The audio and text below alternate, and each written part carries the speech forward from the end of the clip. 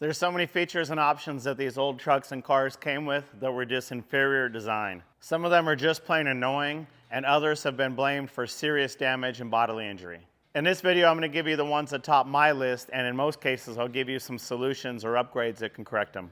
Stay tuned to the end, and I'll let you know which one really gets me going. Let's get into it.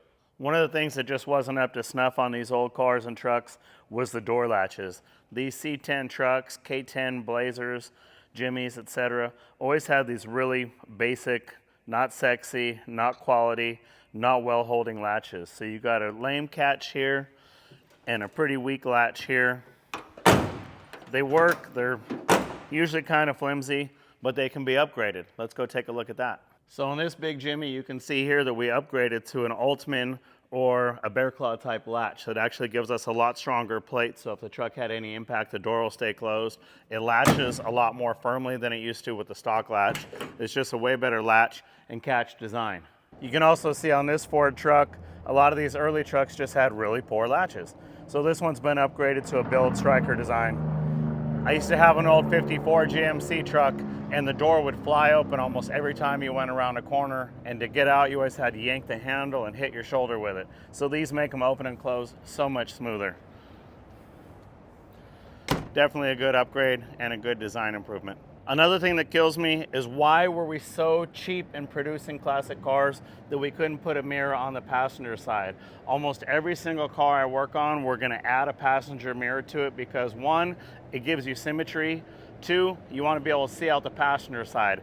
These cars are so hard to see out of, why couldn't we at least just get another $20 worth of a mirror? And really though, what am I supposed to do with this tiny mirror? These little lollipop type mirrors, you can't see anything.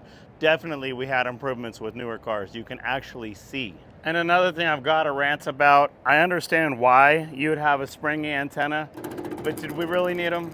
In the 70s and then in the 80s, we decided T-tops look cool. I guess they look cool if you're into them. I don't really have anything against the T-top itself, but the problem is these things always leak.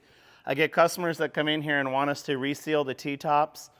I can't reseal them. I'll put brand new gaskets in here. Of course I can do that, but GM couldn't make them not leak. What makes you think I'm gonna make them not leak? What further complicates the issue is some of the factory installed ones were Hurst T-tops, then you've got a different dealer installed type T-top, and there's some concept tops, T-tops company, I forget what it's called honestly, but there's literally 3 different people that make T-tops for this car, so it makes it even harder to get service parts or repair these T-tops.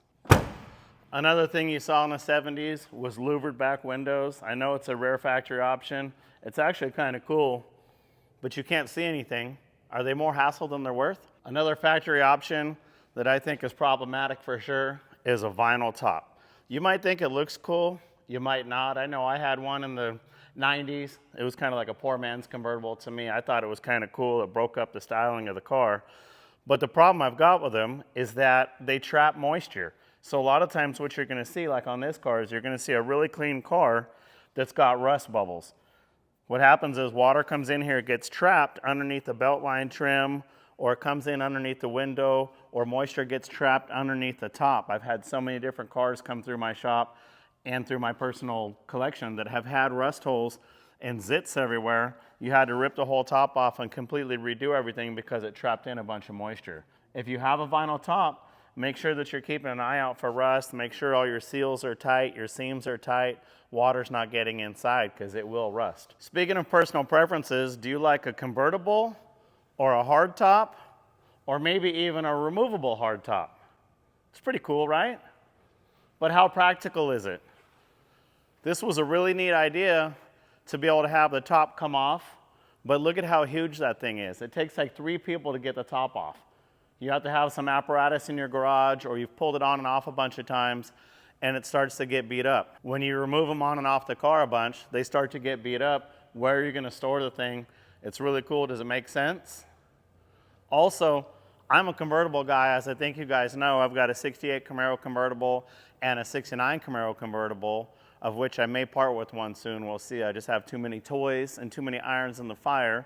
But speaking of convertibles, the thing I don't like about a convertible is the back window. So obviously this one's tinted, that's not what I'm getting at, but a Camaro comes with a plastic back window or a glass back window. The glass back window is small, you can barely see out of it, and it has a crease right in the middle because it has to be able to fold before it tucks in the trunk. Kind of a neat idea, but it always cracks at that fold because it's just like a glue laminated barrier, right? The other problem you've got is if you go with the larger plastic back window, which I usually prefer, every time you put the top down, it gets micro scratches in it. I've replaced the top window on my car probably 3 times in the last 6 years. It's a total pain in the butt. You have to take the whole top up, peel it back, and do it. It's not just an hour-long deal. It's about 4 or 5 hours, and it costs hundreds of dollars in materials to do it. So then you see so many people that have a convertible and they just leave the top up all the time.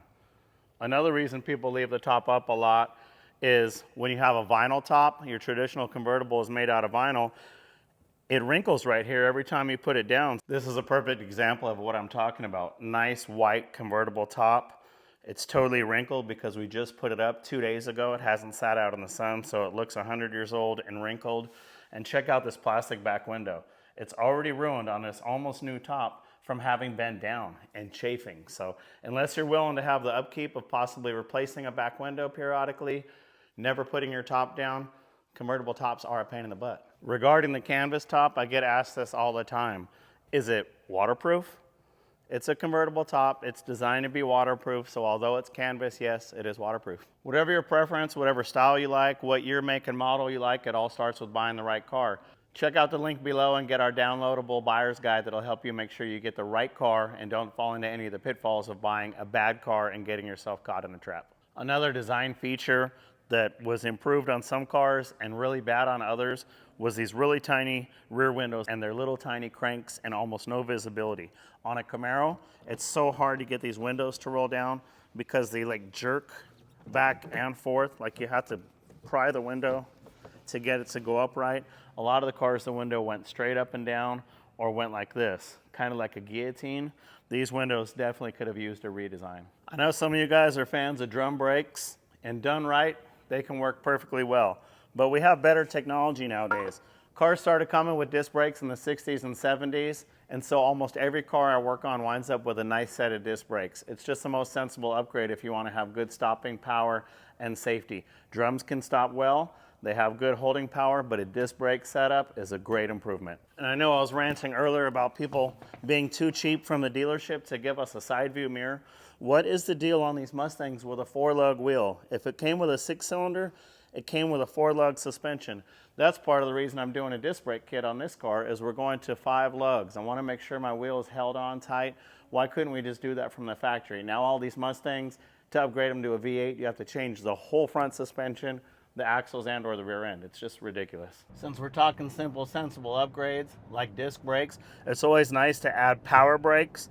And anytime I can, I like to add power steering. When you had manual steering, you had to have these big old giant steering wheels. They're definitely not comfortable. They're definitely not easy to drive. They're definitely an inferior factory option. Now that we have power steering, we can get smaller wheels that are so much more comfortable, way more ergonomic, and so much safer to drive. Back in the day, we just didn't have the technology that we have today. Case in point, these super sweet, bright T3 headlights you see on this Pontiac. You know a T3 headlight by its little star shape with a T3. They were just a really basic headlight. So what I do, generally speaking, is I'll upgrade my headlights. I want to be able to see, and I want to be able to see clearly. These headlights just didn't cut it. On this Challenger, we're doing a headlight upgrade because we're basically upgrading everything anyways. But this is a simple headlight upgrade that you can do on most any car. I like these because they're not overdone, they're not too fancy, they don't have all the halos and all the dancing lights. They're just a nice quality replacement. This particular set's from Hella. You can get them from like Holly, Retro Bright, a number of different people make them. But it's just simply a glass housing that looks very much like an original bulb. On the inside, you're gonna be running an H4 bulb, which is a hell of a lot brighter than a stock headlight. So it's not hard at all to retrofit your car with a set of H4 upgraded lights, or at least like a halogen bulb, maybe some kind of like a Sylvania bright light. But just get away from the T3 headlights unless you have an all original car. If you're gonna upgrade your headlights, keep in mind, these cars had pretty basic electrical systems that were designed to carry a certain amount of current. When you're upgrading to something like 4 bright headlights or a quad setup like this, or even really just a dual headlight setup, you should consider upgrading to some relays so that you can support the additional power. There are multiple companies that offer these. I'll put a link below for your reference. Over the years, we've learned that these cars were not the safest on the street. 30s cars didn't even have seatbelts. Later on, we decided seatbelts were important, and we instituted the lap belt. A lap belt's cool, it's better than no seatbelt at all, but it could hurt you. You get in a crash and you just have this lap belt. People have been known to break their back, hit their head on the dash. 3-point seatbelts are where it's at. New cars have 3-point seatbelts, why shouldn't you? It's an easy but important upgrade, and there are a lot of companies that make universal 3-point belts, and there's also kits designed for almost every car out there on the market right now. Whether you upgrade to a 3-point or not, at least consider a 2-point retractable. The retractable seatbelts save you from this stuff when your seatbelt's flopping out the door and gets pinched in. Seems like every single car's got a chip in the rocker, in the sill plate, or on the door from a floppy seatbelt. So let's go retractable lap, or maybe even do a 3-point harness. In my opinion, one of the absolute worst factory options was this kind of a gas cap design. It looks so cool, but is it practical? I'm gonna pop open, load right in here with gas. Seems great, right? Have you used today's gas pumps? They're always recirculating, kicking back. You're spilling gas all down the side of the car. It doesn't have anywhere to go. So what happens is you get blems in your paint, you start to get faded paint, blisters, you scratch it with the fuel fill neck. Doesn't seem like the best idea. At least on the Charger, you had a round ring up here. On a lot of the Mopars, they were smart and put like a finish plate on here. But like on the early Nova, a lot of the Corvettes, you're just putting gas in and you're literally right there by the paint. You have to carry a rag around with you, wipe your paint off all the time. It's way too much hassle. Fortunately, designers got smarter and designed a gas fill that you could do in from behind the license plate. Such a better option. Some cool upgrades include now you can just simply get a cap that you don't even have to take off like on a new car, and you can fill directly, just insert into the chute, and voila, pour your gas in. But be careful not to get too kitschy. Take a look at this gas cap. You see how small this door is? It's really cute. I'm in California, the fuel nozzle's about that big. I can't fill the gas. There's literally a funnel that lives inside this truck, so I can put the funnel in and then fill the gas. Although it's cool, don't do something that's gonna make your life harder. Something like this where you can't get in there, or maybe even a bed fill tank. It's so impossible to go up and over the bed without opening the tailgate. It's a neat option, as is a bed fill, but it doesn't really seem like a solution. Another frightful feature was cars that didn't have headrests. Unless you have a convertible or a car with really clean styling lines, it's definitely a good idea to have a headrest. Fortunately, designers are constantly improving the design and features of these cars. Now, most of the cars, as we got into the 60s and 70s, started to have headrests. They're there for your benefit and for your comfort. Here's a weird one for you. I've always wondered what the correct answer is. Mopar, early years, had a key that slid in flat side down. Conversely, Chevy had a key that slid in flat side up. Which one's right? Maybe both are wrong. Ford got it right clearly because they put a key edge on both sides. So anyways, if you're a Mopar guy, flat side down, right? What's the deal with these bumper jacks? Am I really gonna be able to lift this 3,000-pound Charger up by the bumper on a little twig and trust it? I'm glad we have better technology working for us now. One of the worst features on classic cars is the dash lights. We talked about upgrading the headlights. What about upgrading the dash lights? I mean, I turn these on, you can like barely see.